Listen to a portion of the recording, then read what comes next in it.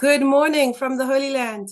Today we are talking about the ethical use of AI with Derek Felsher, my husband. Hello. Shavuot commemorates the giving of the Torah at Mount Sinai, a moment of divine revelation where the Jewish nation was entrusted with a moral code. This gift came with responsibility to use that knowledge wisely in service of truth. Today, like Torah, AI represents immense power and knowledge. But without an ethical framework, it can be used in ways that harm rather than heal. Welcome, Derek, to Just Breathe podcast. Hi, Chef. Hi, could you tell us a bit about AI and what it is from a programming side with easy words? Okay, so first of all, a disclaimer, well, two disclaimers. I am not an AI expert, although I have been in IT and programming my whole life, so I can speak from a programming perspective. But AI itself, I've not made a career, I've not had a career in that, so most of my knowledge will be from what I've read and watched on, different YouTube videos and heard from other people and heard from conversations.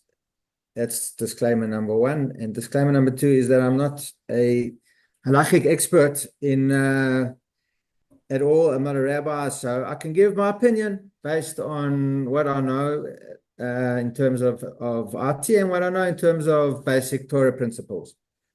So it will be more just a discussion than giving expertise. Okay, could you give us like a layman's definition of what AI is? I think when we were discussing this talk before, I used the term Google on steroids, and you said that's pretty accurate. Well, it is like that. You see, the best way to explain AI in a nutshell is if you are, let's just say you before AI came about and you were using the internet to look up how do you bake a cheesecake, you would put that into your search and you would come up with maybe however many hundreds of thousands of Google web pages, a list with a heading, and you choose which Google page you wanted to go into, which internet site you want to go into. You'd select probably on the first page, go into one or two until you kind of found what you were happy to use. Now, what AI has done is that there are a few main players that have downloaded the entire internet into one area or one big space, and have been able to utilize that space in a much faster way, so that when you now search for how to bake a cheesecake, it doesn't give you a list of 100,000 websites. What it does is it goes into these 100,000 websites and it fetches all the various information extremely fast, and it puts together an answer for you in a matter of seconds. So that's why your analogy is good. It is like the internet on steroids. So that's basically what AI can do for us. It can help us to get access to information and make decisions much, much faster. Right. So, and I remember you pointing out recently about different sources and how can we trust where AI is getting this information from? And I think that brings up a question of Jewish ethical framework for using AI. One of the questions is, where are we getting this information from? And as with any Torah sources, we also look for sources. The same thing applies here, that we would like to know where AI is getting this information from. And I often do ask it to give me its sources. And some of the websites I wouldn't use and trust. So that's a very interesting thing that's happening, that people are trusting what it's saying because it sounds quite clever. But what is our ethical side behind it? And so this brings me to the question of, how can Jewish values guide our interaction with AI? Um, in terms of data collection, how it's processing, what's sheker, what's truth. Um, So So that's how do you think that that could so influence? that's so that question of yours touches on one of the key principles of the basic ethics of AI, because um, there are groups, organizations that are focusing completely on the ethics of AI, and that is one of its. It has a few basic principles, and that is one of its principles is the how and where are we getting our sources from? Because like I said originally, the entire internet is almost downloaded, and once that is downloaded, we then need to do something with all that information. So which internet sites were given a bias over others? Which information was used more from this website than it was from that website? Which so that's the where are we sourcing it from? So it brings another potential issue that they call bias. Bias means that once this information is all downloaded, it needs to be put into a way that it can be used and can be accessed. And what they say, the way they do it is they actually, you need to train this information. You need to it's called what's called machine learning. You need to train it. And how do you train it in the correct way? How do you give it the correct um, how do you train what's right? How do you train what's correct? How do you not give a biased view of something over something else? So that is one of the key principles is the where does this information come from? We don't know which sites, we don't know which values, we don't know which points or which parameters were given more strength over others. So that with time, and everybody knows that there is a problem there. There is a potential problem there, and with time, they are hoping that that this potential principle will be dealt with and worked on. Right. Thank you. That's very helpful. I think it also brings up questions of um, halakha, where it intersects modern AI dilemmas like privacy, autonomy. Um, I once asked AI, what will happen if I use you too much? And it said that certain parts of my brain will stop working. So that's coming from AI. People are asking it questions on how to answer emails, how to answer, personal things. Someone even got their palm read, which is, what kind of boundaries do you have with AI? A friend of mine was even like annoyed that it was giving her husband good advice and like being supportive. So where do these boundaries get crossed? Well, I think that from a halakha perspective, sometimes it can get a little bit potentially dangerous in terms of you can ask it a question, you can ask it to paskin on something, and it can bring the wrong answer. So so that's one area. The other, there are many areas where it can bring about falsehood. If you can come across as being this is not particularly halakha, but this is more, this can fall under halakha in terms of honesty. The basic, the basic principles of Torah apply to the basic usage of AI, just like they do to the basic principles of using the internet. So you can come across as a charlatan. You can ask AI a question. It can give you a superb, brilliant answer. You can put that in your email. You can put that in your work. At school, you can put that as your school answer, and you can, instead of going and doing the homework and doing the research and having a thorough understanding, it all just, got thrown at you. In the old days, we had to read books. So an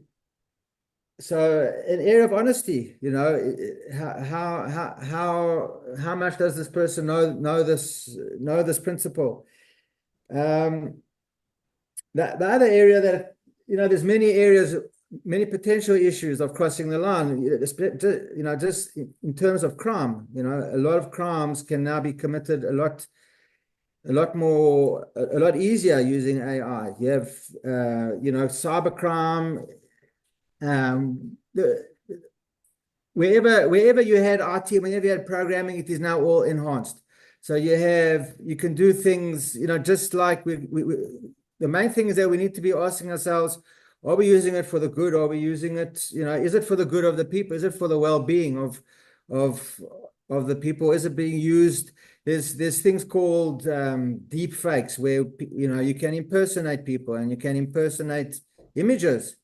You can say somebody fake news. Wow, that's a very good point because you can see a video of someone like Trump speaking, you don't even know if it's him anymore. It could be Yeah, AI absolutely. generated. Absolutely. And then the other thing which is enhanced now, the other potential issue which is enhanced is the intellectual property.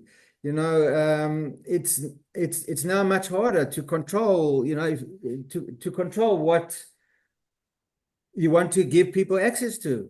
If it is sitting somewhere on the internet and it is downloaded somehow, and people can have access to it much easier. So that's another area, that's another potential issue. Um, Right. So I think that brings us to the question of can AI support your spiritual growth or does it risk replacing human presence and divine connection? And I think there's one saying that we're told in all your ways we should know Hashem, um, which aligns with our consciousness. And does AI want to replace therapists or doctors or certain businesses? And we need to preserve human dignity in some way. And I think that you can never replace human connection. yes, of course.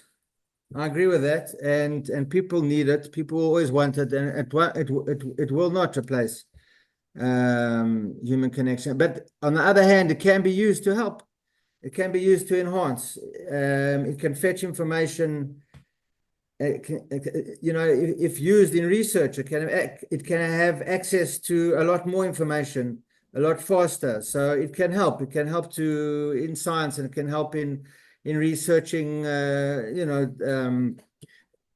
To the benefit of people. But at the same time, it needs to have it. At the same time, at the end of the day, even in terms of making decisions, it can help because sometimes we know what the right decision is, but we can be influenced in making the right decision by emotions, and sometimes we'll make the wrong decision. Whereas using something like AI can help us to arrive at the correct decision because there's no emotion involved.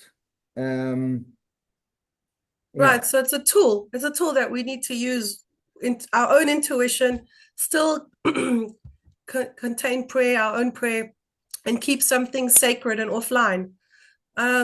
Yeah, I think just the final takeaway for our listeners is that AI is like a mental exoskeleton and it can enhance your capacity.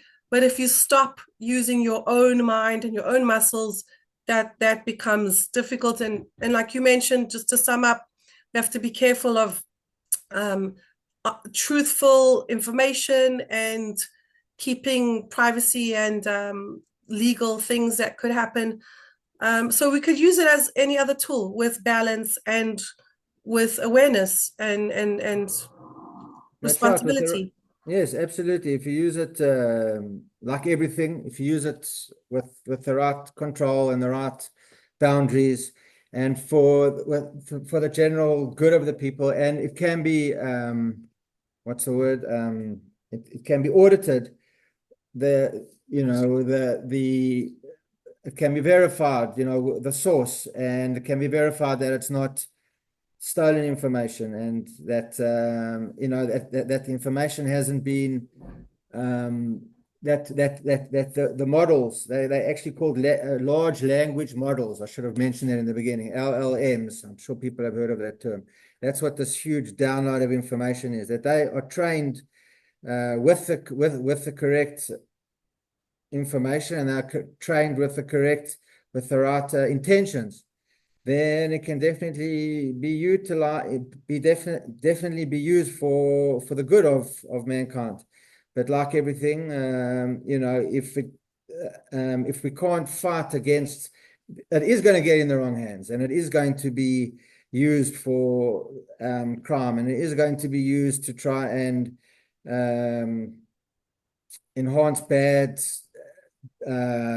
objectives or ill intentions, and we can't fight that, we can't get on top of that, then well, we need to, we need to. That maybe calls for a whole new sector of AI security, and like maybe people have already started to do that. And No, it's very much, as I said earlier, that is very much in place.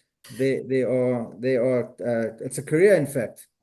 right, The ethics of AI is actually, it's a new career.